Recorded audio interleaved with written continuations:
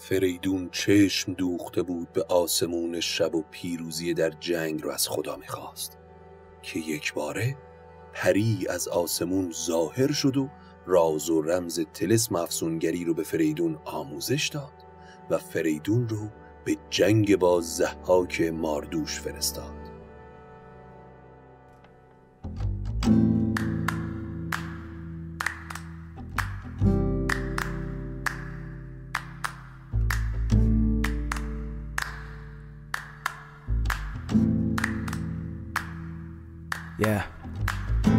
اگه حالت گرفته است، چشات پف کرده و خسته است، پاشو چای دم کن، کیک تو فرن بشین و گوش کن به داستان این و فن.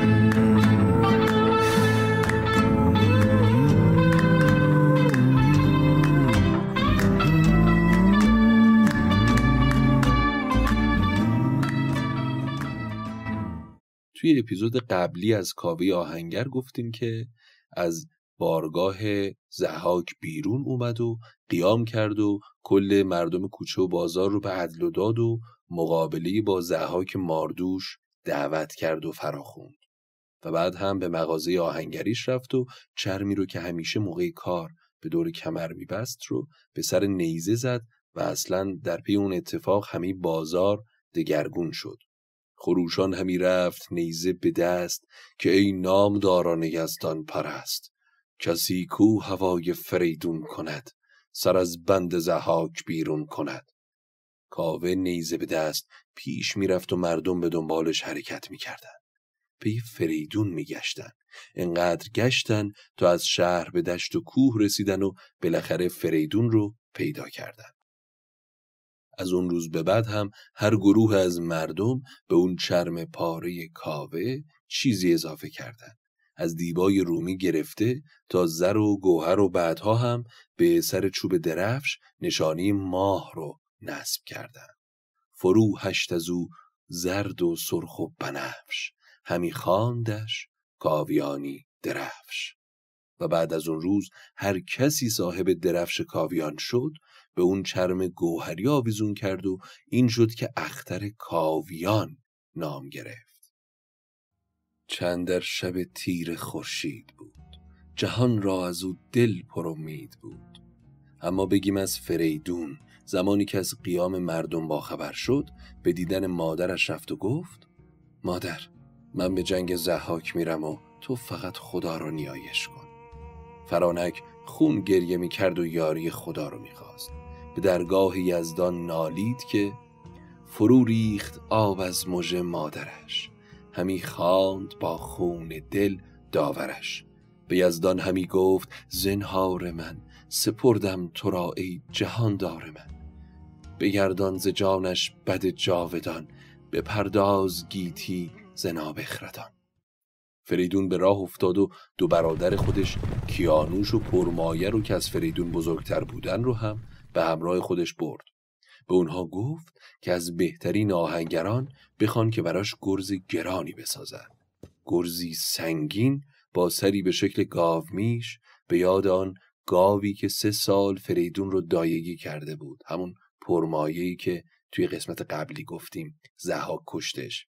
وقتی که گرز ساخته شد اون رو برای فریدون آوردن و فریدون پسندید و در خرداد ماه آماده نبرد با ضحاک شد. فریدون به همراه سپاه رفت تا به نزدیک شهر تازیان رسید و داخل اون قسمتی که یزدان پرستان زندگی می‌کردن ایستاد و صبر کرد تا شب برسه. وقتی شب رسید و همه ضحاکیان به خواب رفته بودن، فریدون به آسمون چشم دوخته بود و پیروزی در جنگ رو از خدا می‌خواست که یکهو رویایی به نظرش اومد و کسی مثل حوری بهشتی با موهای بلند و زیبا روبروی فریدون پدیدار شد. فریدون فهمید که سروشی بدان آمده از بهشت که تا باز گوید بد و خوب و زشت. پری تمام افسونها و راز و رمزهای افسونگری رو به فریدون آموزش داد تا توانایی باز کردن هر بندی رو داشته باشه. فریدون فهمید که اون پری سروش ایزدیه و اهریمن نیست. فریدون وقتی سخنان سروش رو فرا گرفت، پری از نظرش غایب شد و رفت. دو برادر فریدون که اومدن پری رو دیده بودن به فریدون عجیب حسادت کردن و با هم ساخت و پاخت کردن تا فریدون رو بکشن. وقتی شب به نیمه رسید و فریدون به خواب رفته بود، برادرها به بالای کوه رفتن و سنگ بزرگی رو به سمت فریدون غلتوندن. صدای پایین اومدن سنگ فریدون رو بیدار کرد و فریدون فوراً با افسونی که پری بهش آموخته بود سنگ رو با پای خودش نگه داشت. و وقتی فردا رسید از این اتفاق با برادراش هیچ نگفت. صبح که رسید فریدون سپاه رو پیش روند و کاوه رو سپهسالار کرد. کاوه آهنگر زیر درفش کاویان جوشان و نیزه به دست پیش رفت تا به نزدیک اروندرود رسیدن و از اونجا روونه بغداد امروزی شدن. فریدون کسی رو پیش رودبانها فرستاد و گفت کشتی و زورق هرچه هست بیارید. رودبانا حرف فریدون رو نادیده گرفتن و در آخر هم پاسخ فرستادن که ضحاک دستور داده اگر گروهی بخوان از اروندرود بگذرن حتما باید نامه‌ای به مهر ضحاک داشته باشن. فریدون از جواب رودبانا سخت خشمگین شد. کمر محکم کرد، روی اسب نشست و هی بر اسب زد و وارد آب رود شد. در پی فریدون همه سربازها هم با اسب و بی اسب دل به اروندرود زدن. خیلی زمان زیادی نگذشت که همه سپاه سلامت به طرف دیگه رود رسیدن. ضحاک قصر بزرگی داشت که از دور راه قصر مشخص شد. فریدون رو به سمت یارانش کرد و گفت باید شتاب کنیم. قبل از اینکه دشمن از وجود ما مطلع بشه باید کارشو یکسره کنیم. به گفت و به گرز گران دست برد، انان باره تیزتک را سپرد. تو گفتی یکی آتش استی درست، که پیش نگهبان ایوان برست. گران گرز برداشت از پیش زین، تو گفتی همه بر نوردد زمین. کس از روزبانان به در بر نماند، فریدون جهان آفرین را بخواند. به اسب اندر آمد به کاخ بزرگ، جهان ناسپرده جوان سترگ. زمان زیادی نگذشت که مثل آتیش سوزان به ایوان ضحاک رسید. گرزش رو از زین برداشت و قراولان و درگاه رو در هم شکست. بعد هم از اسب پیاده شد و با افسونی که از سروش یاد گرفته بود طلسم ضحاک رو بی اثر کرد و با گرز اون رو شکست. فریدون تمام جادوان و دیوان رو کشت. از تخت ضحاک بالا رفت و فرمان داد تا درها رو باز کنن. زنان بیگناهی که در شبستان ضحاک بودن رو بیرون بیارن تا سر و تنشون رو بشورن و روانشون رو از تیرگی آزاد کنن.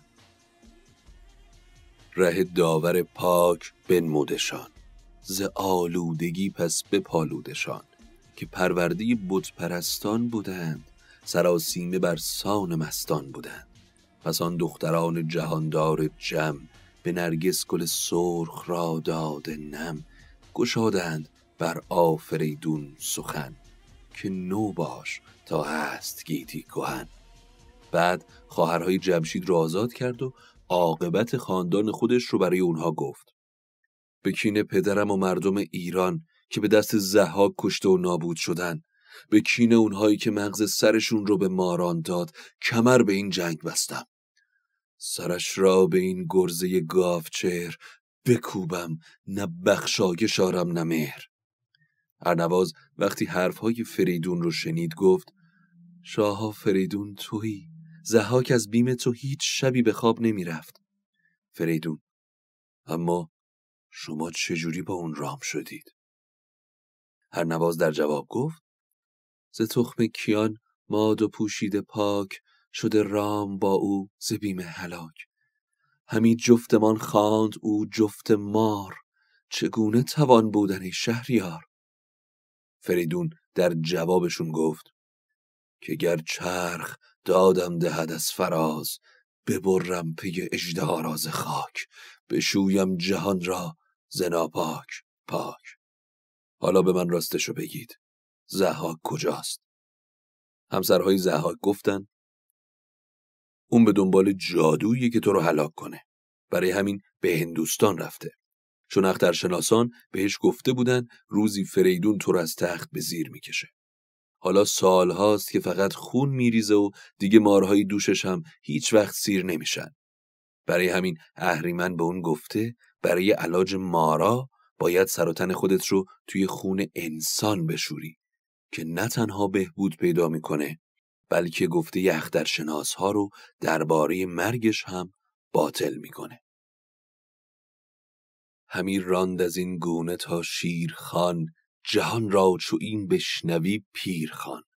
بسا روزگارا که بر کوه و دشت، گذشته است و بسیار خواهد گذشت. بر آن گونه ضحاک را بسته سخت، سوی شیرخان برد بیدار بخت. همی راند او را به کوه اندرون، همی خواست کارد سرش را نگون. بیامد همانگه خجسته سروش، به خوبی یکی راز گفتش به گوش. وقتی به کوه رسیدن فریدون باز خواست تا کار ضحاک رو یکسره کنه که سروش ایزدی دوباره پیغام آورد که فریدون ضحاک رو بسته تا دماوند کوه ببر، چرا که هنوز زمان مرگش نرسیده. هیچ سپاه و سرداری هم حق نداره با تو بیاد، تنها برو. فریدون بیاورد ضحاک را چون نوند، به کوه دماوند کردش ببند. به کوه اندرون جای تنگش گزید، نگه کرد غاری بنش ناپدید. فریدون ضحاک رو به درون غاری برد و به بند کشید و میخهای بلند آورد و دست ضحاک رو به اون کوه بست، طوری که نه پاهاش روی زمین باشه و نه دستش به کوه. همینطور آویزون بمونه تا چکه چکه خونش مثل خون دل مردم با رنج به زمین بریزه. بیا تا زمان را به بد نسپریم، به کوشش همی دست نیکی بریم. نباشد همین نیک و بد پایدار، همان به که نیکی بود یادگار. فریدون فرخ فرشته نبود، ز مشک و ز عنبر سرشته نبود. به داد و دهش یافت آن نیکویی، تو داد و دهش کن فریدون تویی.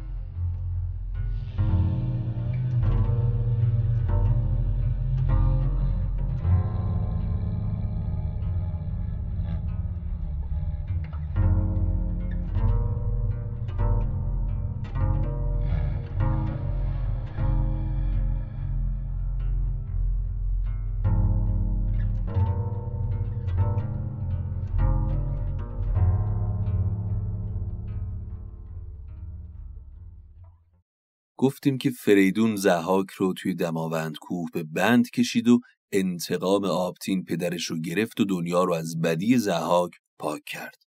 500 سال هم حکومت کرد. فریدون تخت و بارگاه ضحاک رو کامل نابود نکرد و دستور داد تا به شیوهی که شایسته تر بود اون رو دوباره آراستن. مدتها گذشت و فریدون صاحب 3 پسر شد، مثل ماه کاکلزری. 2 این پسرها از شهرناز بودن و 3 که کوچکترینشون بود از ارنواز. شهرناز و ارنواز هم اگه یادتون باشه گفتیم خواهرهای جمشید بودن که به دست ضحاک افتاده بودن و بعد فریدون اونها رو به همسری گرفت. اسم این 3 پسر هم سلم و تور و ایرج بود. وقتی که پسرها بزرگ شدن و به سن ازدواج رسیدن، فریدون یکی از نزدیکانش رو که یکی از بزرگان و مشاورهاش هم بود مأمور کرد تا دور دنیا رو بگرد و 3 دختر برگزیده برای این 3 پسر پیدا کنه. از فردای اون روز فرستاده به راه افتاد و گشت تا به سرزمین یمن رسید و دختران شاه یمن رو برای همسری پسرهای فریدون مناسب دید. پس به سراغ شاه یمن رفت و گفت من فرستاده ای از ایرانم، پیامی از فریدون شاه دارم.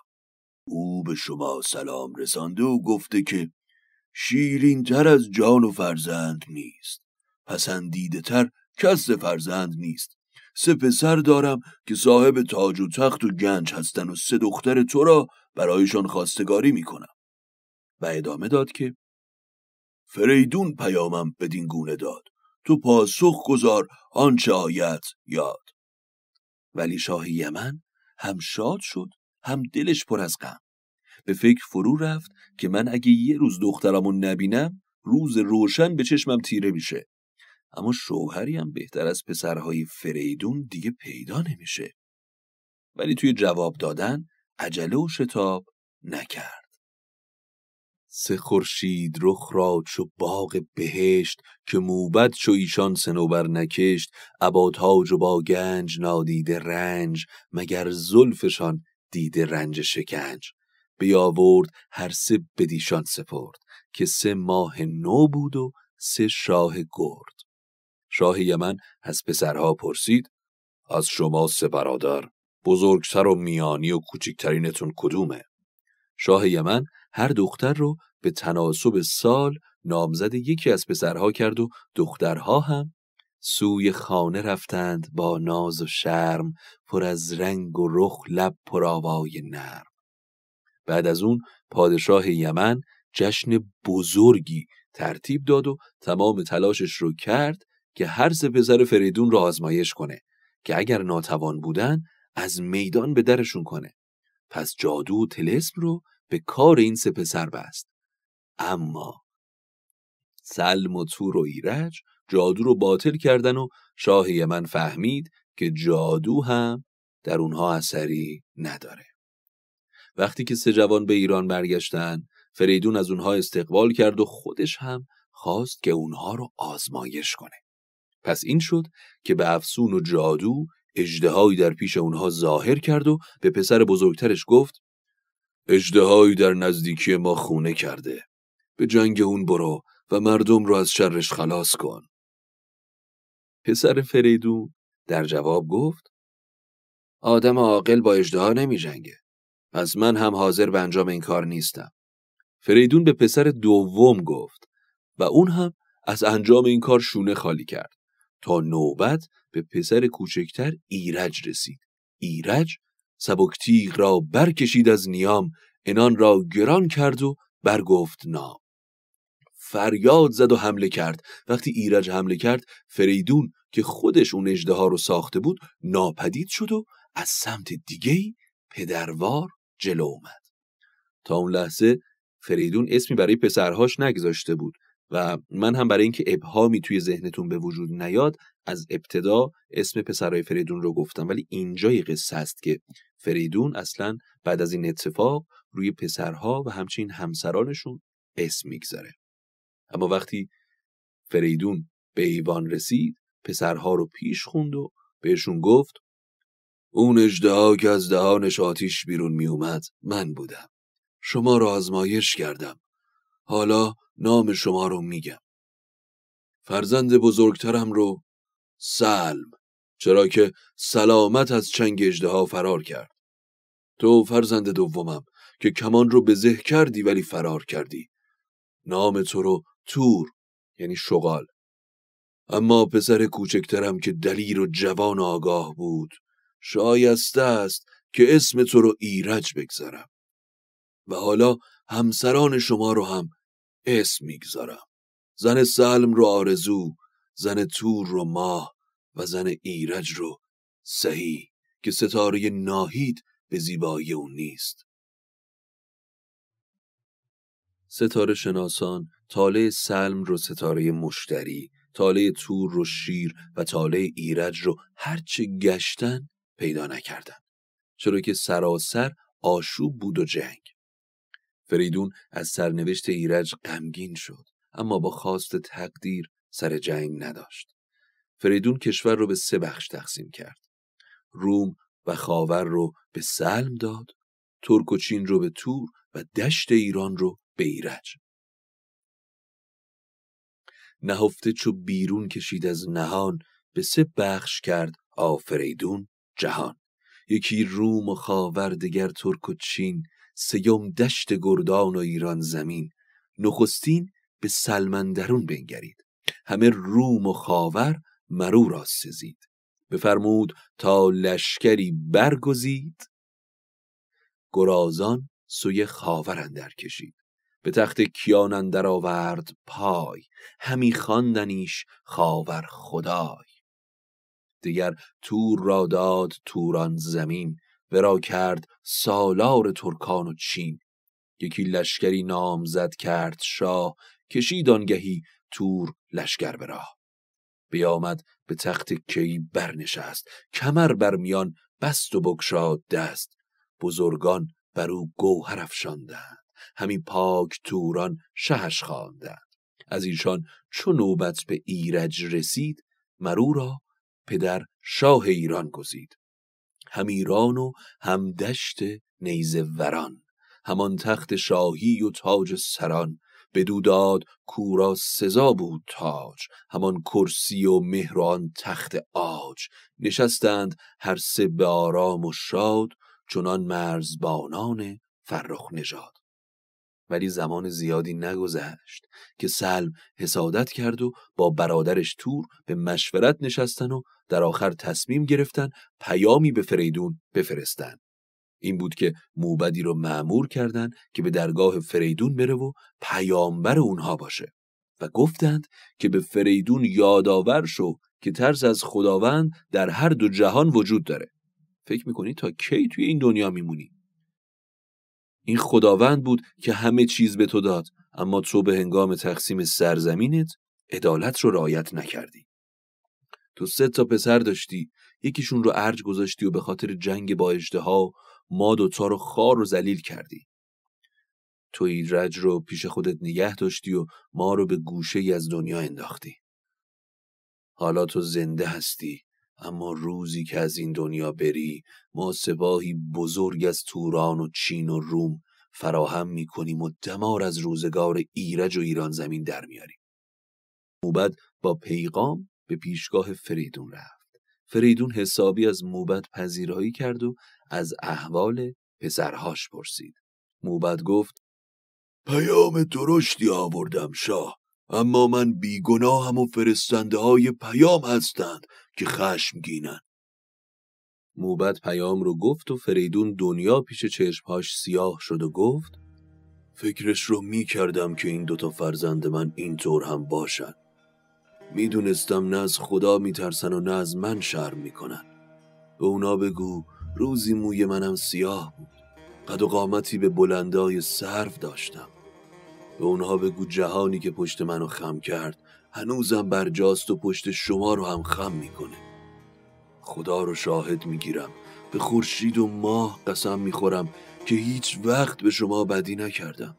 انجمن کردم، مشورت کردم، از دانایان پرسیدم و تصمیم اونها هم همین بود که این سرزمین رو بین شما 3 نفر به این شکل تقسیم کنم. من که دیگه رفتنیم، اما هیچ وقت فراموش نکنید کسی که برادر خودش رو به خاک بفروشه 1000 ایراد به اون وارده. حالا هم هر کاری که میخواید بکنید.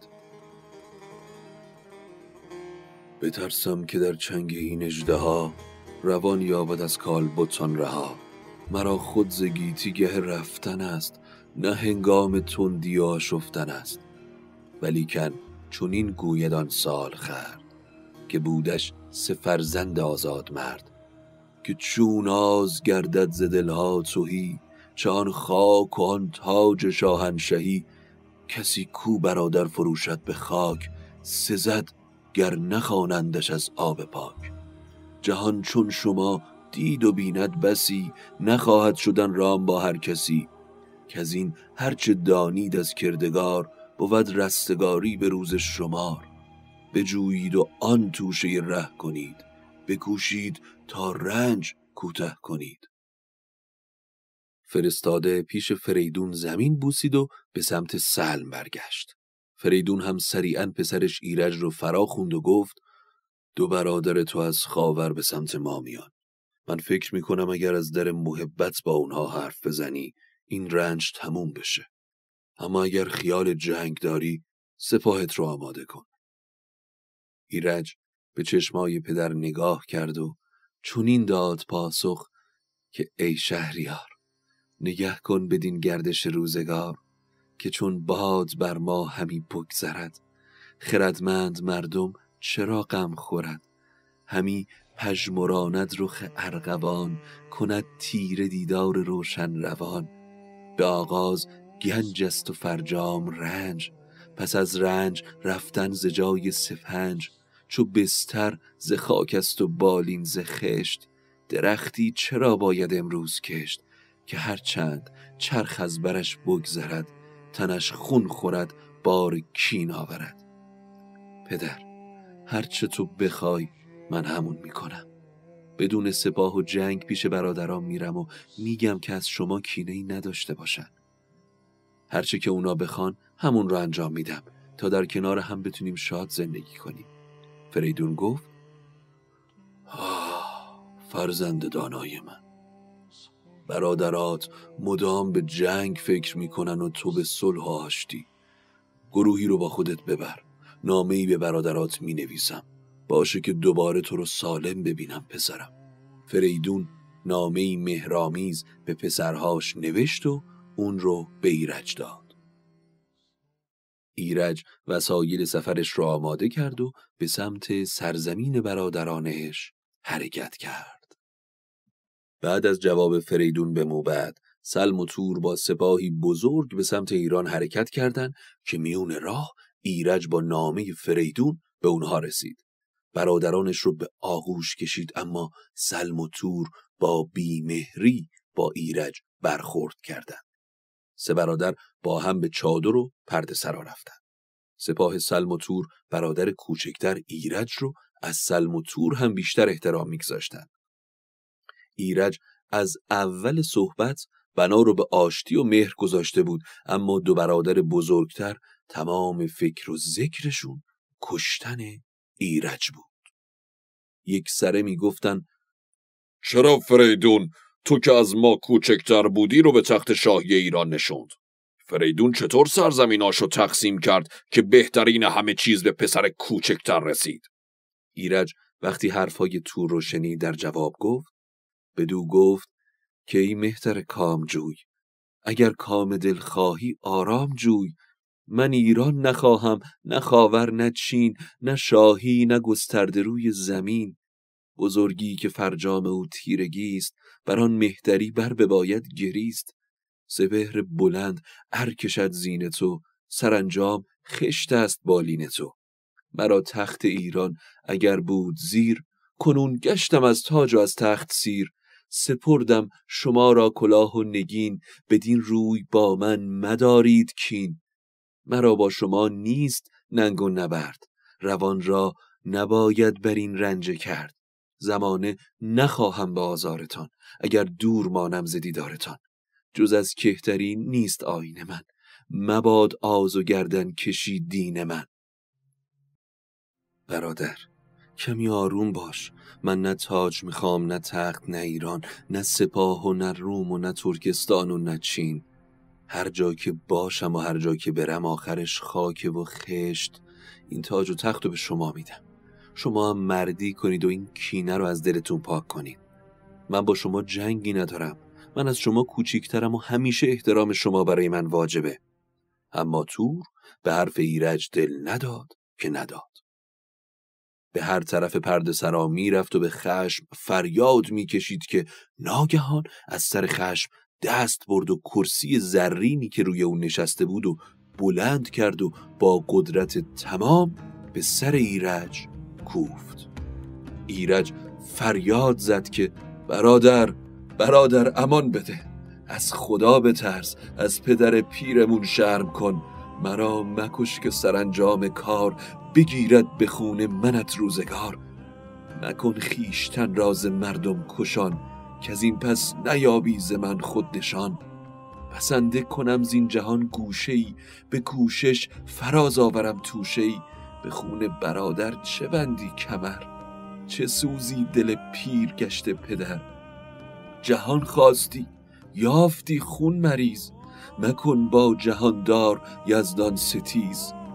مهیازار موری که دانه کش است، که جان دارد و جان شیرین خوش است. اما تور درد دل ایرج رو شنید و هیچ نگفت. چشمهاش رو خون گرفته بود. یکی خنجر از موزه بیرون کشید، سراپای او چادر خون کشید. با خنجر پهلوی ایرج رو سراسر برید و بعد سر ایرج رو از تنش جدا کرد. جهانا به پروردیش در کنار، و از آن پس ندادی به جان زینهار. نهانی ندانم تو را دوست کیست، بر این آشکارا بباید گریست. تور سر ایرج رو با مشک و عنبر فراوون برای پدرش فریدون فرستاد و نوشت که کنون خواه تاجش ده و خواه تخت، شدان شاخ گستر تناور درخت. پس از آن جنایت دو بیداد شوم، یکی سوی چین شد یکی سوی روم.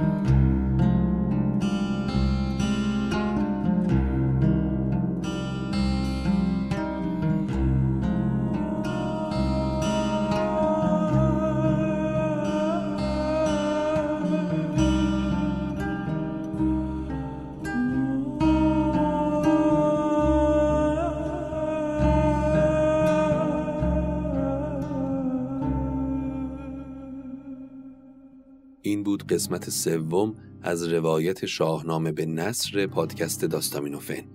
امیدوارم که از شنیدنش لذت برده باشید.